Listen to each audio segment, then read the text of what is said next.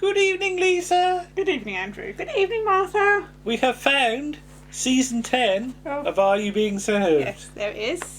Which has Mr Humphries as the star on the cover. Where did we find season 10 of Are You Being Served? We found season 10 under the Elephant Man. Under the Elephant Man. Yes. Right. What was it doing under there? Sheltering. Right. This is 1985. Monday the 18th of February 1985. And a couple of interesting points on BBC Genome. 12 at lunchtime, a changing the weather. Starting today, a new way of showing the national weather forecasts by joining together the enormous power of the Meteorological Office forecast computer and a specially developed graphics computer at BBC Television Centre. The weathermen will be able to forecast the weather in a visually exciting and revolutionary way.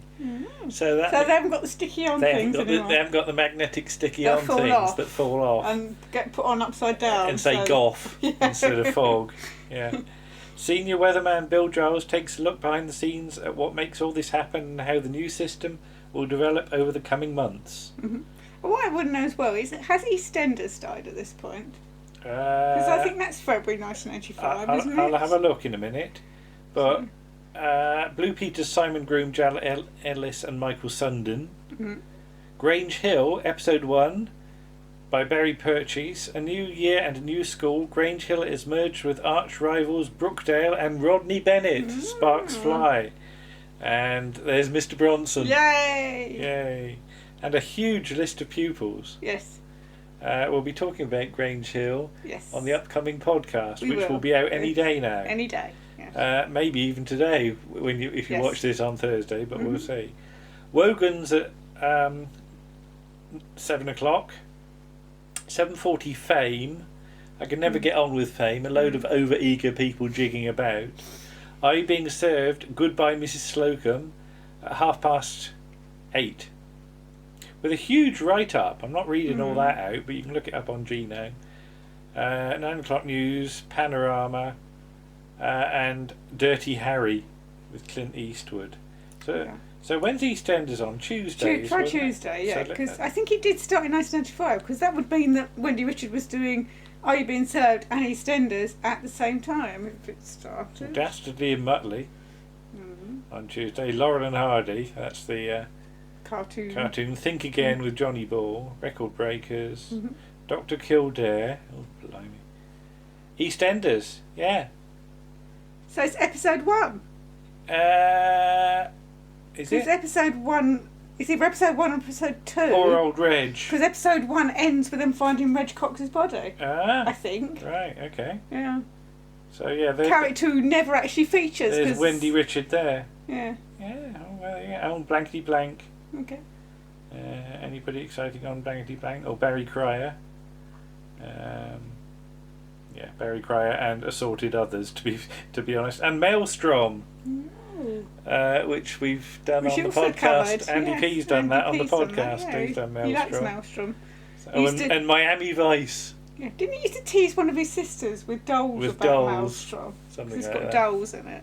Something like that. Yeah. Anyway, we're getting off the point. Right, let's get on with... I'll put the laptop now. Okay, God, you're looming into view again. I'm looming! I've got to be careful not to bump the thing. Right. So, new series, new look. Produced and directed by Martin Shardlow. Yes. Ex of The Blackadder. Right.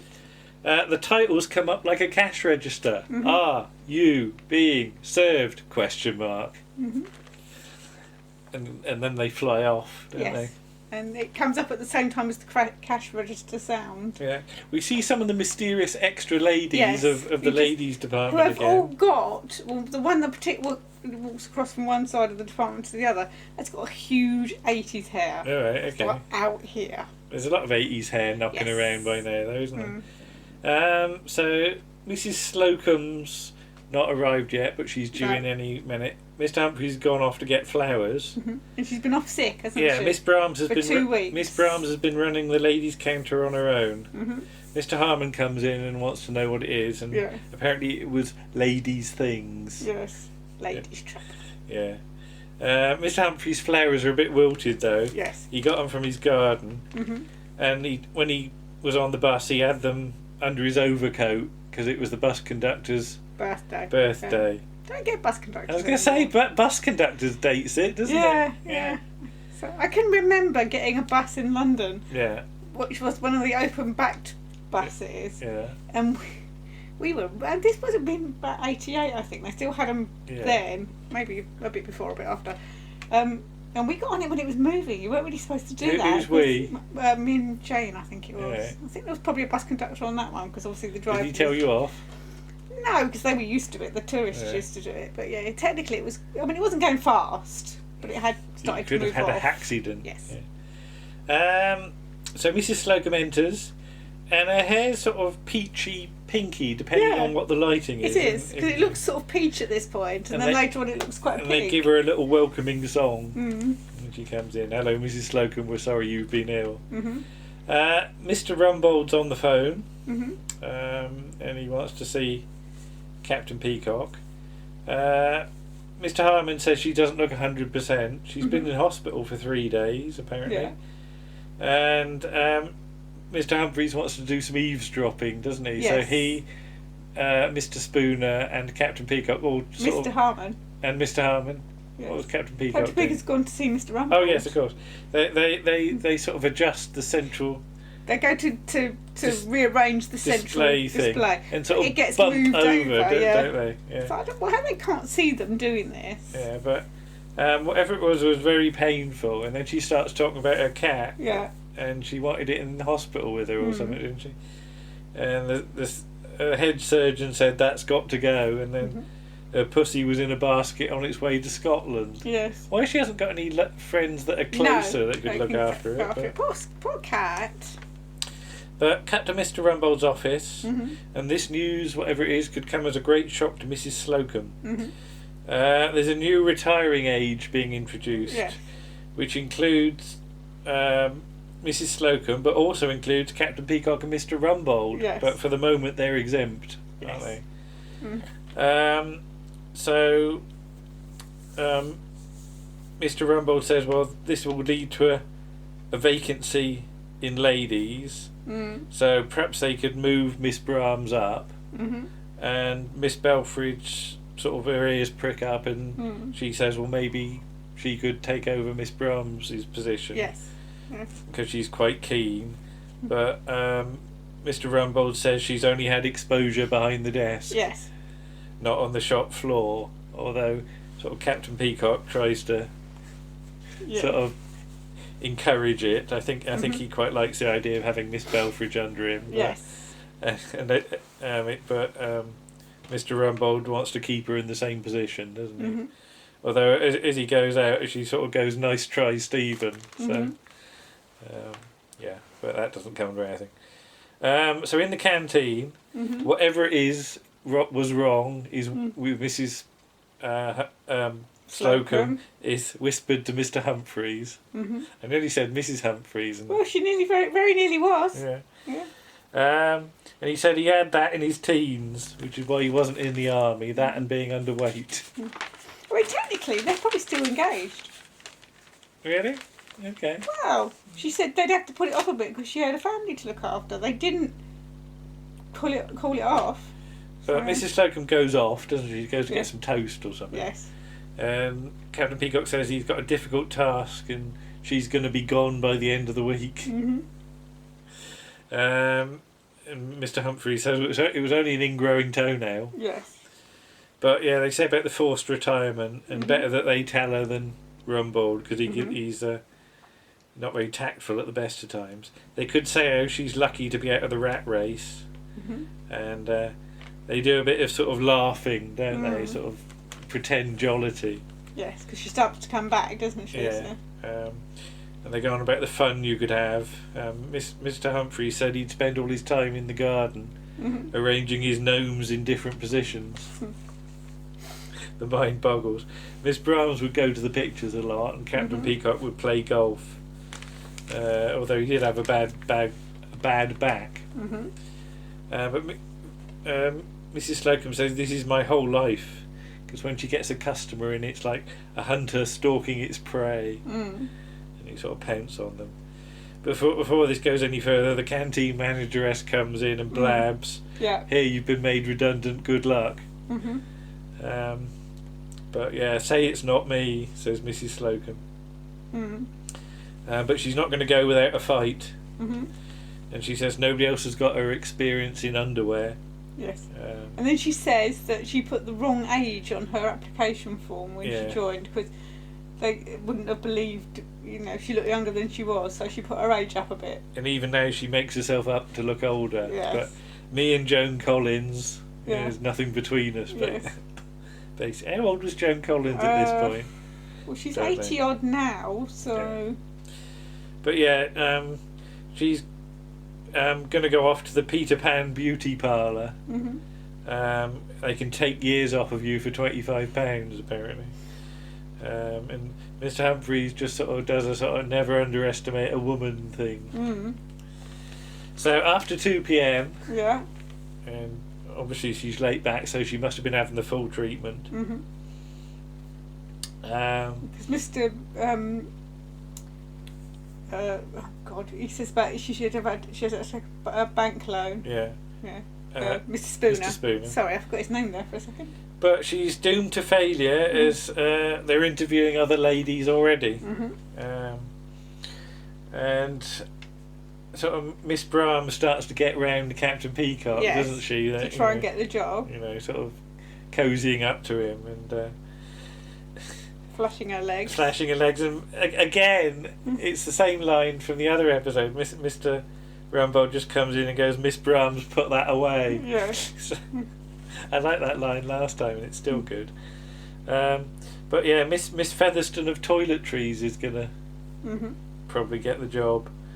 Although Miss Brahms says she's been showing a lot of promise. So, Captain Peacock says that Miss Brahms has been showing a lot of promise. Yeah. What's she showing a lot of? Her legs. Her leg. Yeah. But she's too young, apparently.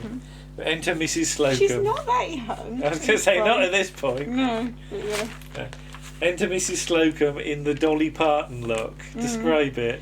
Got blonde She's got hair, a blonde wig, a sort of frilly, flouncy sort of top, and sort of pantaloon kind of sort of trousers and cowboy boots. It looks vaguely ridiculous. This is the 9 to 5 look, apparently. Which it wouldn't be, because 9 to 5 is set in an office. Yeah. So she would be wearing normal things, a suit or something, not this stupid flouncy thing. But yeah, she says about actually put the wrong age on the form and has gone off to correct it. So I like the way Mr Rumbold doesn't fall for it, and he asks, so all those rises that were given you based on age, then they were wrong then, were they? Oh damn, I never thought of that. But he says there'll be a substantial redundancy payment, but as a gesture you can stay here till the end of the week. So she makes a gesture, which is... Did she do the fingers? Yeah. Yeah, she goes... That didn't really work, did it? You do it then. It's a bit longer. But so they had to next, I presume it's the next week or whenever, and they have to come in early to meet Miss Featherstone. Mrs Slocombe's been trying to find a job, going around to heads of department, and then she comes in as a char lady with Mr Herman with a fag on the go and the sort of headscarfy thing and a mop. Yeah. Like a headscarf as a turban, kind of like Ina Sharples. Mr Rumbold is shocked, but Mr Harmon says it was a good job. And there's a cue for it, and he used his influence. Yeah, to get the job. There's some chewing gum on the floor, and she sort of bangs it into the crack with the end of the handle of the mop, doesn't she? Mr Humphries is in tears at how the mighty have fallen. Yes. And she's got some knee pads made from old bras. But yeah, maybe they could get her a desk job. So enter Miss Featherstone, and nobody's very keen on seeing her really. No. When she's introduced to Miss Brahms just goes hello. Yeah. Can't even say hello. She knows of Mr Humphries by reputation. Then Mrs Slocombe's got to go off and do the Kazi or something. And Miss Featherstone's got to sign the book, and she just pushes Miss Brahms out of the way, so she's already not engaging. Not the nicest of people. Yes. And she says, "Take my coat," and she sort of holds it for her to pick. And if you don't, I shall count to 3 and release it. And Miss Brahms isn't having any of this, being pushed around, and she says no. 1, 2, 3. Then she lets go of it, just as Mrs Slocombe has put the bucket that she's got there. It falls in the bucket, and then she sort of smams the mop in, doesn't she? And, yes. Got any more rubbish, love? Just put it in the bucket. And as Mrs Slocombe adopts various jobs. She does different voices. voices. She does different persona. Yeah. So this is a char lady persona, isn't it? And we'll see more in a minute. Yes. So later on they have Miss Featherstone has to chase her to get her jacket back, doesn't she? Yeah. So, we should say it's a fur jacket. Yeah. Or fur, simulated fur. So they soon have a meeting with Mr Rumbold, and apparently Miss Brahms has been rude 3 times, and she says, well, she gets up her nose. And she's had a paperclip fired at her arse by an elastic band. This is Miss Featherstone. Yes. Although nobody's owning up to it, are they? They say she's the trouble. She's got a bad temper. She hasn't got Mrs Slocombe's finesse. Then Mrs Slocombe is raised up to the window as a window cleaner now, isn't she? And she sort of does the windows a bit, and then managed to get a sponge on Mr Rumbold's head. Yes, he gets a load of soap on his head. Soapy suds. Sorry, mate. And then she's lowered down. But you shouldn't have opened the window. And it's confirmed it's the 4th floor again. Yes. So I've done the 4th floor. So Miss Featherstone's serving a customer who's trying on hats and things. And she's already pretty snippy with her, isn't she? Yes. She's very short. You know, I don't sell hats I don't like. And they sort of, there's a bit of to and fro over what's the nice hat, and eventually the lady goes out with the one she came in with, and she just goes, aggravating woman, and just chucks a load of hats on the floor. Miss Brahms is told to go and pick them up, but Captain Peacock immediately orders her to adjust some, what was it, flowers or something, was it? The blouse. The blouse. Blowers, not flowers. Blowers, a blouse. And then she keeps ping-ponging back and forth. Yes. Hats, blouse, you know, like she's one of those sort of Pong video game things, which are way out of date by now. You'd have had an Atari by now, wouldn't you, Lisa? I probably did. You did. Miss Featherstone says she's friendly with senior member of staff, so, you know, don't push her too far. And then ping, there's a paperclip on her arse from some unexpected direction. Who pinged Miss Featherstone's posterior? And no, unless it was her suspender belt going, but she doesn't wear one. And Captain Peacock comes over to the gents and was it? I thought that was a good shot, says Mr Humphries. Captain Peacock agrees, whoever it was. Yes. Yeah. Don't know how he managed it though. He's very sleight of hand. Yes. Isn't he? Very good. Yes. So in the canteen, Miss Featherstone's gone off to the executive dining room with the head of accounts. Rumbold's up for a rise, so he's had to sort of give way because the head of accounts makes the final decision. And they say, well, what happened if she was with a very difficult customer and lost her temper? Well, it would be sort of instant dismissal, basically.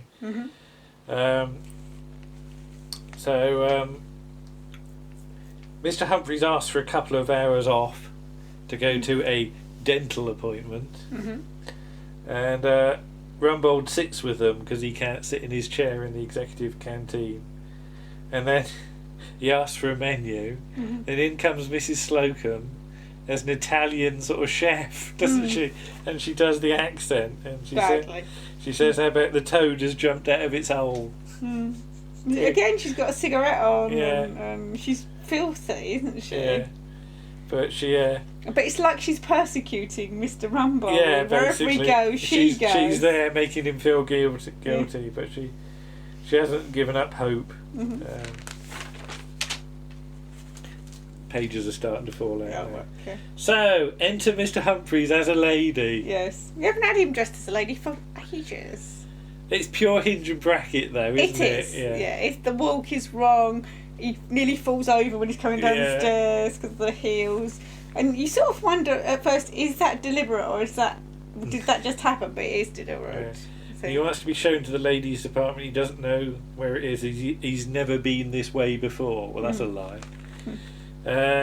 So he goes and is served by Miss Featherstone. He mentions that his husband... Can I say his husband?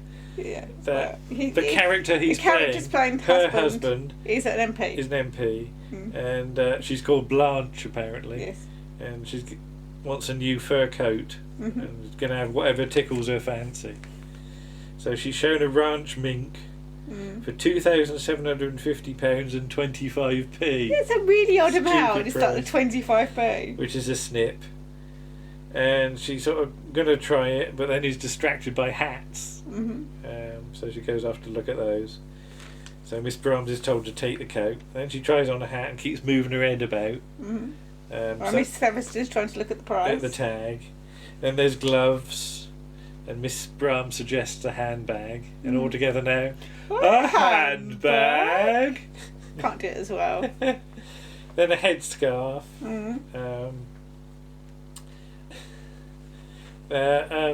Although it's a bit too Mrs. Thatcher. Yes. And her husband wouldn't like it, as he's in the middle. Her husband is very definitely in the middle, which is no surprise to Miss Brahms, but apparently a lot of them are.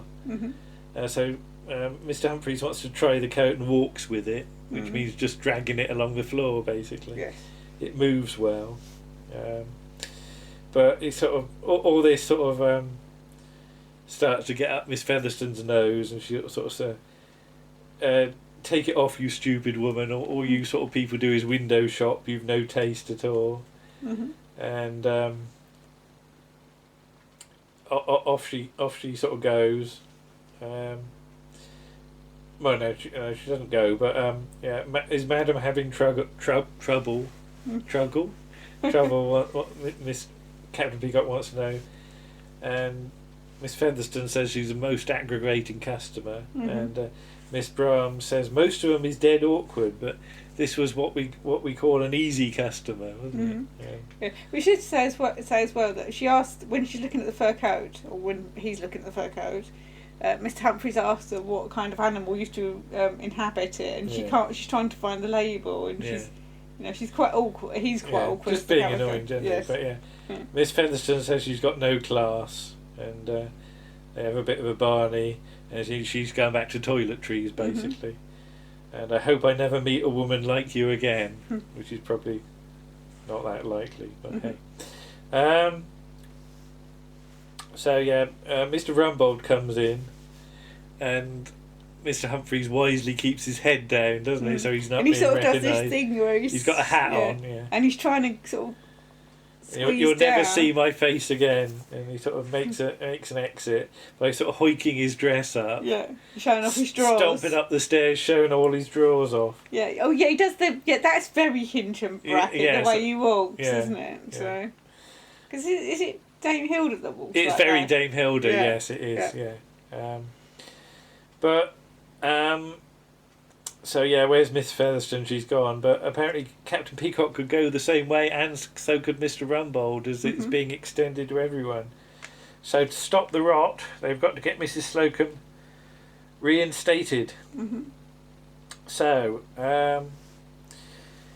Slocombe comes out of the lift again, in blue this time. Yes, very blue. And she gets another song, welcome back sort of song, and some roses from Mr. Humphries, and some geraniums from packing. Plastic ones. Which look real unless you get within 3 feet but where's of them. Peacock and Rumbold? And ting, the lift goes, and out comes Mr. Rumbold in a lift boy costume.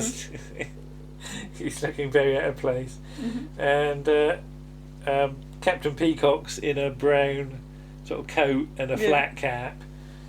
And he has to bang in the chewing gum with the handle of his mop. And that's the end of the episode. Notable includes 2 John Inmans in the same shot. Yes. as in both versions of him. Mm-hmm. And the end credit for Martin Shardlow, it comes over the closing, the lift doors close on the rest of the scene, which is quite neat. But there we are. And we should say that Miss Featherstone is played by Joanna Durham, who was the second Mrs Van der Valk. Oh yes, because we did a Van der Valk cartoon. Well, today as we record this, but yesterday as this will be uploaded. So yes, so that's a coincidence. Yeah. But what do you think? Yeah, I mean, it's quite fun. It's not a brilliant one, but I think it could have fitted in almost any season. It's another of these sort of episodes that could have come anywhere. Could have been season 5. Could have been season 2. Yeah. So, that's it's a bit generic, but it's not. It's not going downhill. That's the thing. It's perfectly a standard episode. So standard episode. So what's next time? Grounds for divorce. Oh dear. Can't remember much about that one. No, I can't either. So. We'll see. But there we go. We'll say thank you. Yes. And see you again. Okay. Bye-bye. Bye.